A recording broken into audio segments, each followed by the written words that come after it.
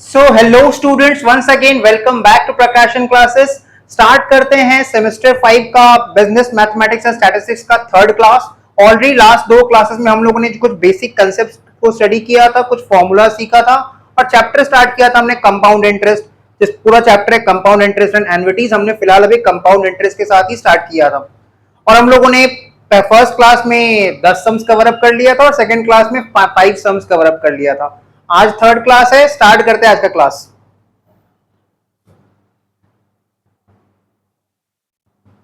Start करते हैं example number 16 या क्वेश्चन नंबर 16 के साथ। ऑलरेडी हम लोगों ने क्वेश्चन नंबर 15 तक कवर अप कर लिया था लास्ट वीडियो में। लिख रहा है the population of a town increases by 2%। एक टाउन है, उसका पॉपुलेशन हर साल 2% से बढ़ जाता है। Increases by 2% of the population at the beginning of the year. मतलब साल की शुरुआत में जो भी पॉपुलेशन रहता है वो साल के दौरान 2% से बढ़ जाता है। Eight the beginning of the year town का जो भी पॉपुलेशन होता है वो ड्यूरिंग द ईयर 2% से इंक्रीज कर जाता है। ठीक है। Find the number of years, हमको कैलकुलेट करना है number of years in which the total increase in population will be 40%। हमको कैलकुलेट करना है number of years in which the total increase in population will be 40%। और कुछ log का values दिया हुआ है। लॉग 1.40 का वैल्यू 0.1461, लॉग 1.02 का वैल्यू 0.0086। ठीक है। तो ये कुछ हम लोग का क्वेश्चन है। फटाफट इस क्वेश्चन को कॉपी कर लो वीडियो को पॉज करके। तो स्टार्ट करते हैं इसका सोल्यूशन। सबसे पहले हम देख सकते हैं क्वेश्चन क्या बोल रहा है। एक शहर है, एक टाउन है, उसका पॉपुलेशन हर साल 2% से बढ़ जाता है। तो हम लोग क्या करेंगे ना, जो ओरिजिनल पॉपुलेशन है शहर का, जो एकदम शुरुआती पॉपुलेशन है, वो तो हमको पता नहीं है कि शुरुआत कितना से हुआ था, तो उसको हम लोग 100 एज्यूम कर लेंगे। और क्योंकि हर साल 2% से बढ़ जाता है, मतलब ये रेट क्या है, 2%। ठीक है। और इसके अलावा हमको ये पता करना है कि कितना साल में टोटल पॉपुलेशन 40% से बढ़ जाएगा। ठीक है। तो फाइनल पॉपुलेशन को हम लोग 140 एज्यूम करेंगे। तो एक एक करके लिखते हैं। लिखो, let the original population, let the original population be 100। मतलब जब शहर का शुरुआत हुआ था उस समय जो पॉपुलेशन था वो 100 मान लेते हैं। अब हमको कैलकुलेट करना है find the number of years in which the total increase in population will be 40%। तो उस हिसाब से अगर 100 है ओरिजिनल पॉपुलेशन और 40% से बढ़ेगा तो फाइनल पॉपुलेशन 100 प्लस 40 140 हो जाएगा। ठीक है। तो हम लिख देंगे फाइनल पॉपुलेशन, जिसको हम लोग ए कंसिडर करेंगे, ए फॉर अमाउंट। पॉपुलेशन 40% से बढ़ जाएगा, ओरिजिनल 100 था, 100 का 40% 40 होता है, और 100 ओरिजिनल पॉपुलेशन था, 40% बढ़ गया, मतलब 40 से बढ़ गया। ठीक है। तो फाइनल पॉपुलेशन कितना, 140। इसके अलावा आर 2% बताया गया है, तो हम लिख सकते हैं I2/100। आई बेसिकली होता क्या है, आई होता है R/100। जो भी रेट ऑफ इंटरेस्ट होता है उसको डिवाइड बाय 100 कर देते हैं। तो 2/100 दैट इज 0.02। ये सब क्वेश्चन का डेटा है जो हम लोगों ने एक बार के लिए फिर से लिख लिया है। अब इसको फॉर्मूला पुट करेंगे, तो वही फॉर्मूला है A is equal to P into 1 plus I to the power n। तो A में कितना लिखेंगे, A की जगह पे लिखेंगे 140 फाइनल पॉपुलेशन, P के जगह पे लिखेंगे 100 that is principal original population, 1 plus i के जगह पे लिखेंगे 0.02। और हमको n कैलकुलेट करना है कितना साल में ये पॉपुलेशन 140 हो जाएगा या 40% से बढ़ जाएगा। इसके अलावा हमको लॉग का कुछ वैल्यूज भी दिया है। तो सबसे पहला काम ये करो कि ये 140 को LHS में रहने दो। ये 100 into 1 plus 0.02 to the power n है, तो ये मल्टीप्लाई का साइन है 100 और इसके बीच में, तो इधर आके डिवाइड हो जाएगा। तो 140/100 is equal to 1.02 to the power n। अब 140/100 करने पे 1.40 आता है, 1.40 आता है, is equal to 1.02 to the power n। अब आगे आगे हम देख सकते हैं, हम लोग को log का वैल्यू दिया है, log 1.40 का भी वैल्यू दिया है और log 1.02 का भी वैल्यू दिया है।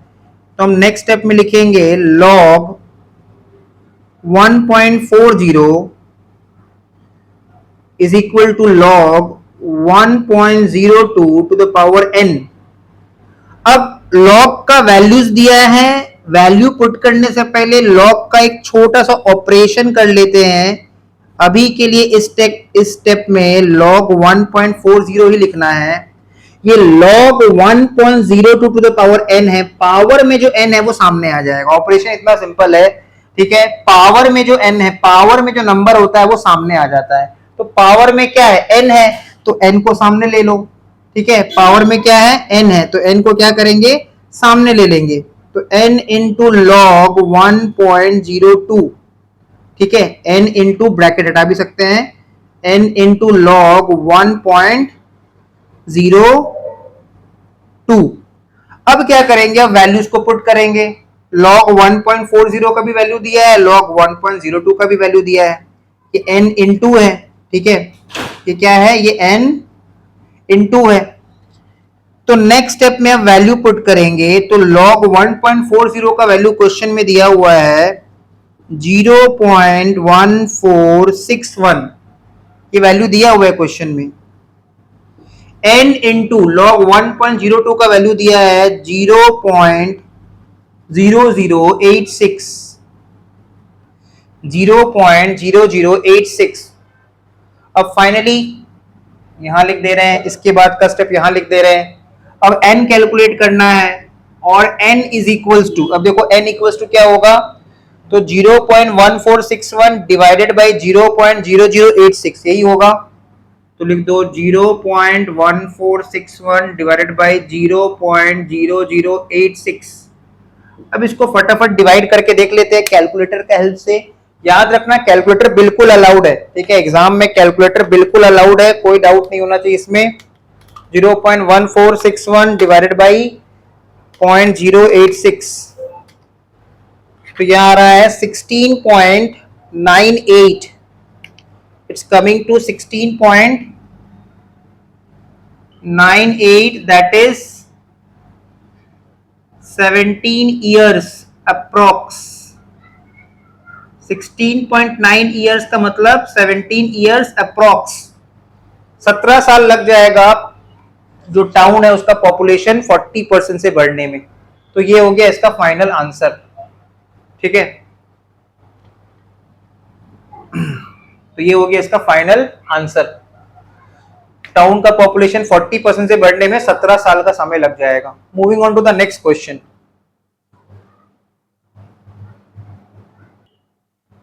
Moving on to the next question, question number 17 बोल रहा है find the effective rate of interest corresponding to the nominal rate of 6% per annum payable quarterly. अब इसका मतलब क्या होता है, देखो 6% जो रेट ऑफ इंटरेस्ट है वो एक नॉमिनल रेट है, वो एक जनरल रेट है, ठीक है। जैसे हम लोग बैंक में जब सेविंग्स अकाउंट ओपन करते हैं या कोई भी तरह का जब अकाउंट ओपनिंग करते हैं ना, और कंपाउंडिंग इंटरेस्ट वहां पे चार्ज किया, वहां पे अगर बैंक हम लोग अलाउ करता है और साल में कंपाउंडिंग इंटरेस्ट अलाउ करता है और साल में मल्टीपल कंपाउंडिंग होता है। जनरली क्या होता है ना, बहुत सारा बैंक है जो हर महीना इंटरेस्ट देता है, कुछ मेजॉरिटी बैंक्स ऐसे हैं जो हर 3-3 महीना पे इंटरेस्ट देते हैं। तो सोचो अगर बैंक हमारा डिपॉजिट्स के ऊपर हमको हर 3-3 महीना पे इंटरेस्ट देगा तो साल में कितना बार इंटरेस्ट दे दिया, 4 बार, क्योंकि साल में 12 महीना होता है। 12 महीना में हर 3-3 महीना पे अगर इंटरेस्ट बैंक हमको देगा तो साल में कितना बार इंटरेस्ट दे दिया, 4 बार। अगर हर 6-6 महीने पे बैंक हमको इंटरेस्ट दे रहा है तो साल में कितना बार इंटरेस्ट दे रहा है, 2 बार। तो एक नॉमिनल रेट है क्वेश्चन में, नॉमिनल रेट जो बैंक हमको बताता है जैसे 4% पर एनम सेविंग्स के ऊपर, सेविंग्स अकाउंट के ऊपर जो डिपॉजिट्स हम रखेंगे उसमें 4% पर एनम के हिसाब से इंटरेस्ट मिलेगा। पर अगर साल में बैंक मल्टीपल कंपाउंडिंग कर रहा है, मतलब एक से ज्यादा बार इंटरेस्ट दे रहा है, तो इन दैट केस हम लोग देखेंगे जो 4% का रेट है या जो 6% का रेट है उससे थोड़ा ज्यादा ही मिलेगा, ठीक है, बहुत ज्यादा तो नहीं, थोड़ा सा ज्यादा मिलेगा। ठीक है, तो effective rate of interest is applicable जहां पे मल्टीपल कंपाउंडिंग हो रहा है, मतलब क्वार्टरली, सेमी एनुअली, मंथली। ठीक है, साल में अगर एक बार इंटरेस्ट दे रहा है ना बैंक, अगर बैंक हमको डिपॉजिट्स के ऊपर साल में एक ही बार इंटरेस्ट दे रहा है, तब जो नॉमिनल रेट है वही इफेक्टिव रेट है। अगर इंटरेस्ट साल में एक ही बार हो रहा है, एक ही बार अलाउ किया जा रहा है बैंक द्वारा, तब जो नॉमिनल रेट है वही इफेक्टिव रेट है। मतलब इफेक्टिव रेट हम लोग इंटरेस्ट तभी कैलकुलेट करते हैं जब मल्टीपल कंपाउंडिंग होता है, या तो सेमी एनुअल होगा, या तो क्वार्टरली होगा, या तो मंथली होगा। जैसे यहाँ पे क्वेश्चन को समझो, नॉमिनल रेट कितना दिया हुआ है, मतलब एक नॉर्मल सा रेट कितना दिया हुआ है, rate of interest 6% per annum, लेकिन क्वार्टरली बोल रहा है, मतलब हर 3-3 महीना पे बैंक हमको इंटरेस्ट अलाउ करता है। ठीक है, बैंक हमको हर 3-3 महीना पे इंटरेस्ट देता है, तो साल में 4 बार कंपाउंडिंग हो गया, क्योंकि साल में 12 महीना होता है। हर 3-3 महीना पे बैंक अगर हमको क्वार्टरली मतलब 3 महीना, हर 3-3 महीना बैंक अगर हमको इंटरेस्ट दे रहा है, तो मान लो तुमने बैंक में 100 रुपया रखा था, अब 100 रुपया के ऊपर मान लो तुमने बैंक में ईयर बिगनिंग में 100 रुपया रखा था, अब इसका जब 4% जुड़ेगा फॉर 3 मंथ्स,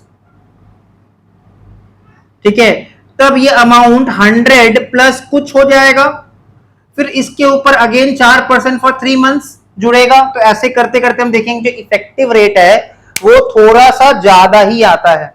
अब देखो इफेक्टिव रेट का जो भी सम्स रहेगा, जब भी हम लोग इफेक्टिव रेट का सम बनाएंगे, हम लोग को बस एक रेट ऑफ इंटरेस्ट दिया रहेगा जिसको बोलते हैं नॉमिनल रेट। तो नॉमिनल रेट ऑफ इंटरेस्ट जो हम लोग को क्वेश्चन में दिया रहेगा, ठीक है, उस केस में हम लोग क्या करेंगे, हम लोग एक थ्योरी अपनाएंगे, हमेशा प्रिंसिपल को 100 लेना है। ठीक है, इफेक्टिव रेट का जो भी सम्स रहेगा उसमें हम लोग क्या करेंगे, प्रिंसिपल को हम लोग 100 अज्यूम कर लेंगे। तो स्टार्ट करते हैं सोल्यूशन, स्टार्ट करते हैं सोल्यूशन।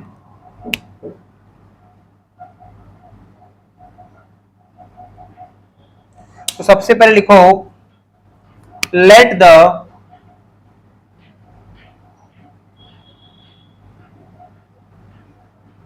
प्रिंसिपल बी 100,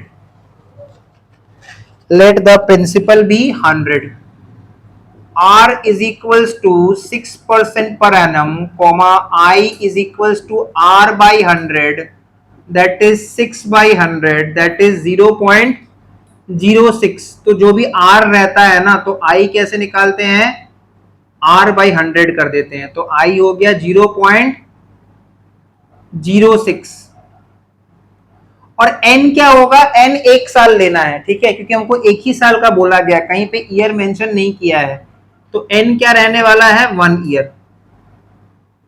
n क्या रहने वाला है, 1 ईयर। अब इसको हम लोग फॉर्मूला क्या लगाएंगे, बहुत लोग अलग से एक फॉर्मूला बनाते हैं, फॉर्मूला लिख के करते हैं, हम लोग कंपाउंड इंटरेस्ट का फॉर्मूला से ही इसको कर लेंगे। ठीक है, कंपाउंड इंटरेस्ट का फॉर्मूला देखो क्या समझाता है, p into 1 plus I by 4। ये 1 प्लस आई बाई 4 क्यों होगा, क्योंकि यहां पे क्वार्टरली है, टू द पावर 4n -1। ये -1 करने से, ठीक है, प्रिंसिपल को जब हम लोग इंटरेस्ट फैक्टर -1 से मल्टीप्लाई करते हैं, इस पूरा को बोलते हैं इंटरेस्ट फैक्टर। इंटरेस्ट फैक्टर से -1 जब कर देते हैं, फिर जो वैल्यू बचता है जब उसको प्रिंसिपल से मल्टीप्लाई करते हैं, तो हमको कंपाउंड इंटरेस्ट मिलता है। ठीक है, तो इस केस में हम लोग ऐसे लिखेंगे, हम लोग यहाँ पे क्या कैलकुलेट करेंगे, कंपाउंड इंटरेस्ट का रेट क्या रहने वाला है। तो रेट निकालने के लिए प्रिंसिपल को तुम 100 ले लो, ठीक है, 1 को 1 रहने दो, आई के जगह पे 0.06 ले लो, divided by 4 to the power 4 into 1, क्योंकि n 1 है, 4n था तो 4 इंटू 1 कर दिए। आई के जगह पे 0.06, और 4 इसलिए ले रहे हैं क्योंकि क्वार्टरली बोल रहा है, क्वार्टरली मतलब 3 महीना होता है, तो साल में 4 क्वार्टर होता है, एंड -1 के जगह पे -1। अब इसको सॉल्व करेंगे, तो पहले ये ब्रैकेट के अंदर वाला पोर्शन सॉल्व करेंगे with the help of a calculator. ठीक है, साइंटिफिक कैलकुलेटर अलाउड नहीं है एग्जाम में, नॉर्मल कैलकुलेटर अलाउड है। तो 0.06 डिवाइडेड बाई 4, तो ये पोर्शन आ रहा है 0.015, इसमें +1, तो ये आ रहा है 1.015, तो यहाँ पे हम लिख देंगे 1.015 टू द पावर 4, क्योंकि 4 इंटू 1 मतलब 4, -1, थोड़ा स्टेप दिखाना पड़ेगा क्योंकि रिटन एग्जाम है हमारा। उसके बाद 100, अब इस चीज को अलग से कैलकुलेटर में हम लोग सॉल्व करना सीखेंगे, पहले भी सीखे, एक बार फिर से बता रहे हैं। तो देखो पहले कैलकुलेटर में टाइप करना 1.015, ठीक है, पावर में 4 लाना है तो इंटू इक्वल्स टू करते ही तुमको दिख रहा होगा 1.030225, तुम्हारा कैलकुलेटर में ये शो करना चाहिए, और स्टेप के जगह पे शो कर रहा होगा 3, ये स्क्वायर हो गया, इंटू इक्वल्स टू करने पे स्क्वायर हो गया, एक बार और इक्वल्स टू, क्यूब हो गया 1.0456, ये नहीं चाहिए हमको, पावर में 4 चाहिए, एक बार और इक्वल्स टू, तो एक बार और इक्वल्स टू करने पे आ रहा है 1.01636, तो इसको हम लोग 1.0614 लिख देते हैं, ठीक है, या चलो 6136 ही लिख देते हैं, 1.01636, ठीक है। पॉइंट के बाद देखो हमने 5 डेसिमल ले लिया है, कोई चाहे तो 4 डेसिमल लेके भी कर सकता है। अब अंदर का इसको माइनस करेंगे, 100 इंटू 1.06136 -1, तो ये आ रहा है 0.06136 इंटू 100 करने पे रेट आ रहा है 6136, दैट इज 6.14%। तो ये हो गया इफेक्टिव रेट।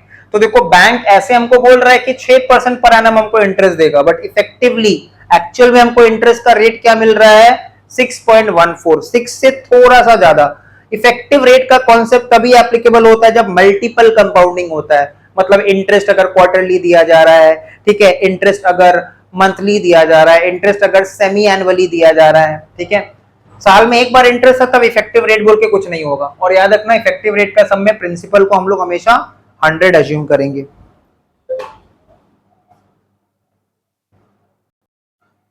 अब सेम चैप्टर में हम लोग का एक नेक्स्ट टॉपिक आ जाता है, टॉपिक का नाम है प्रॉब्लम ऑन डेप्रीशिएशन। तो कंपाउंड इंटरेस्ट में ना कुछ सम्स हम लोग को डेप्रीशिएशन के ऊपर भी सॉल्व करने के लिए मिलेगा।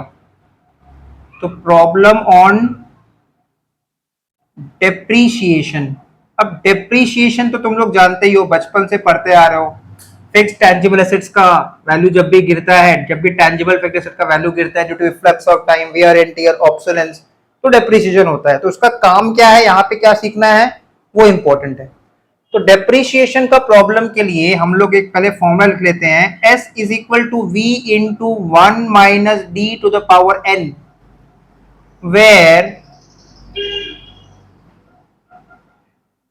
where comma S is equals to scrap value या फिर रेसिडुअल वैल्यू, मतलब at the end of the project, machine का लाइफ एंड पे उसका जो रेसिडुअल वैल्यू है, जो बचा कुचा वैल्यू है, जो बेच के मिल जाएगा कुछ पैसा, उसको हम लोग बोलते हैं स्क्रैप वैल्यू या फिर रेसिडुअल वैल्यू, ठीक है। रेसिडुअल का मतलब बचा कुचा, तो एस का मतलब हो गया स्क्रैप वैल्यू या फिर रेसिडुअल वैल्यू। वी का मतलब होता है cost of the asset,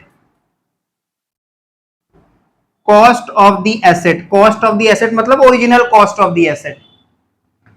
D का मतलब हो जाएगा rate of depreciation, rate of depreciation, and n is equals to time period.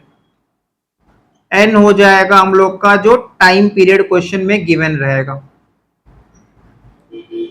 तो इसको फटाफट कॉपी कर लो, problem on depreciation, S is equal to V into 1 minus D to the power N, ये है फॉर्मूला, ठीक है। अब इसके ऊपर हम लोग करेंगे न्यूमेरिकल्स। तो क्वेश्चन नंबर 18 में, एग्जांपल नंबर 18 में लिख रहा है a machine is depreciated at the rate of 12% of its value at the beginning of the year, मतलब बिगिनिंग ऑफ द ईयर में मशीन का जो भी WDV होता है, रिटन डाउन वैल्यू होता है, उस पे 12% ऑफ डेप्रिसिएशन चार्ज कर देते हैं, ठीक है। मशीन को कैसे डेप्रिशिएट करते हैं, eight the rate of 12% of its value at the beginning of the year, full stop, if the cost of machine if the cost of machine is rupees 8,000, machine का कॉस्ट अगर 8,000 था तो हमको calculate करना है find its value after 3 years. तो start करते हैं सोल्यूशन। सोल्यूशन में हम लोग को पहले जो जो चीज दिख रहा है पहले वो लिख देते हैं। सोल्यूशन में जो जो चीज हम लोग को दिख रहा है पहले वो लिख लेते हैं।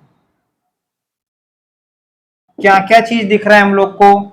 सबसे पहले तो हम लोग को डी दिख रहा है, जैसे लोग आर लिख देते हैं, आर 12%। तो डी क्या हो जाएगा? 12/100। आई के जगह पे डी लिख रहे हैं तो 12/100 दैट इज 0.12। ठीक है। अच्छा, उसके बाद हम लोग को कॉस्ट ऑफ द मशीन दिख रहा है, तो कॉस्ट ऑफ द मशीन जिसको हम लोग V लिख देंगे, V कंसिडर करेंगे, और ये कितना दिया हुआ है? 8,000। और N टाइम पीरियड कितना दिया हुआ है? 3 इयर्स। टाइम पीरियड दिया हुआ है 3 इयर्स। हमको कैलकुलेट करना है मशीन का वैल्यू आफ्टर 3 इयर्स। तो मशीन का वैल्यू आफ्टर 3 इयर्स को कैलकुलेट करने के लिए S is equal to V into 1 minus D to the power N। तो V cost of the machine कितना है? 8,000 है। 1 के जगह पे 1 ही लिखेंगे, D के जगह पे 0.12 और पावर में लिख देंगे 3। 8,000 को एज इट इज रहने देंगे। D के जगह पे हमने D का वैल्यू पुट किया 0.12। नाउ देखो कैलकुलेटर चलाओ, 1 माइनस 0.12 0.88 होता है। ठीक है, बीच में साइन मल्टीप्लाई है। तो अब हम लोग को कैलकुलेटर में कैलकुलेट करना पड़ेगा 0.88 टू द पावर 3 का वैल्यू, 0.88 टू द पावर 3 का वैल्यू। तो इसको कैलकुलेट करने के लिए 0.88 पहले टाइप कर देंगे, 0.88 0.88 इंटू इक्वल्स टू,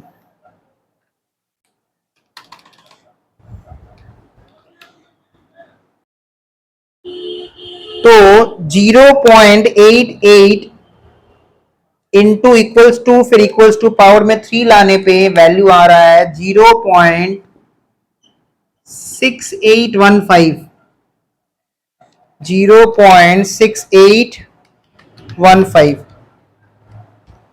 और 8,000 को जब हम लोग मल्टीप्लाई कर रहे हैं इंटू 0.6815 तो हम लोग को वैल्यू मिल रहा है 5452। मतलब 3 साल बाद मशीन का वैल्यू डेप्रिशिएट होने के बाद हो जाएगा 5452। तो आज का क्लास यहीं तक रहेगा। नेक्स्ट क्लास में हम लोग इसके आगे सम्स को कंटिन्यू करेंगे, डेप्रिशिएशन का और भी सम सीखना, और एन्युइटीज का टॉपिक इसके बाद स्टार्ट होगा। तो नेक्स्ट क्लास में ज्वाइन हो जाना।